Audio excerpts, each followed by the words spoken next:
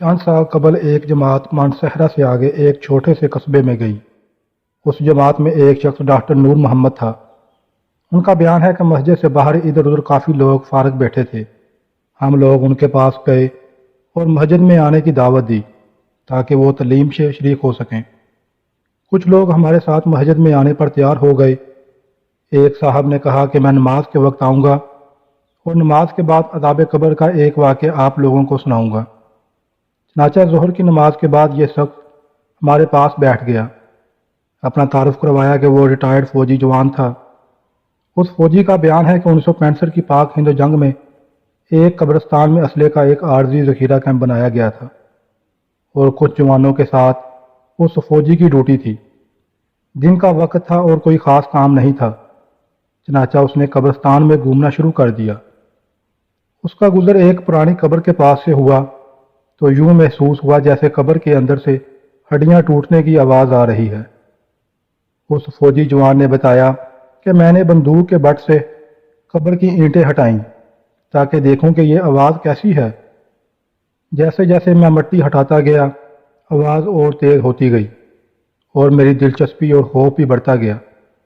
دن کا وقت تھا، روشنی خوب پھیلی ہوئی تھی۔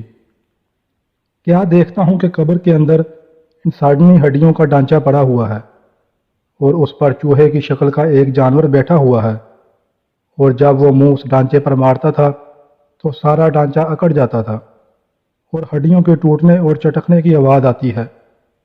میرے سامنے اس جانور نے 3 مرتبہ اپنا منہ ہڈی پر مارا۔ مجھے بہت ترس آیا کہ جانور اس کو بہت تکلیف پہنچا رہا ہے۔ چنانچہ رائفل سے جب میں نے اس جانور کو مارنے کا ارادہ کیا تو وہ مٹی میں چھپ گیا۔ تھوڑی دیر کے بعد وہ جانور قبر سے نکل کر میری طرف لپکا اور میرے اوپر ایسی دہشت سے سوار ہوا کہ میں اسے مارنا بھول کر اپنی جان بچانے کی خاطر بھاگ کھڑا ہوا۔ کافی دور جانے کے بعد میں نے مڑ کر دیکھا کہ وہ جانور میرے پیچھے تیزی سے بھاگا آ رہا تھا۔ قریب ہی پانی کا ایک گڑھا تھا۔ اس جانور سے بچنے کے لیے میں اس جوہر یعنی گڑھے میں داخل ہو گیا۔ میں نے پیچھے مڑ کر دیکھا کہ جانور جوہر کے کنارے پر آ کر رک گیا اور قدرے توقف کے بعد اس نے اپنا منہ پانی میں ڈال دیا۔ یکدم پانی کھولنے لگا۔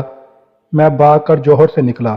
میری ٹانگیں جل رہی تھیں، بہت جلد سرخ ہو چکی تھی اور آبلے بھی پڑ چکے تھے۔ درد کی شدت سے میرا چلنا محال تھا۔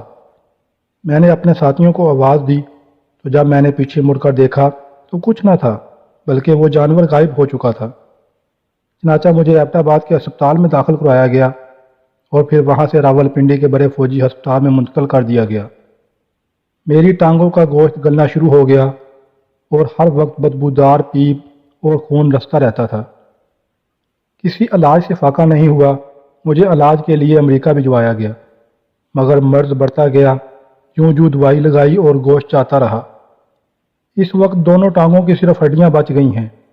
گوشت آہستہ آہستہ گل کر علیحدہ ہوتا جا رہا ہے اور ہر وقت مردے کی سی بو آتی رہتی ہے۔ پھر اس شخص نے ہمیں اپنی دونوں ٹانگیں دکھائیں جس پر پٹیاں بندھی ہوئی تھیں۔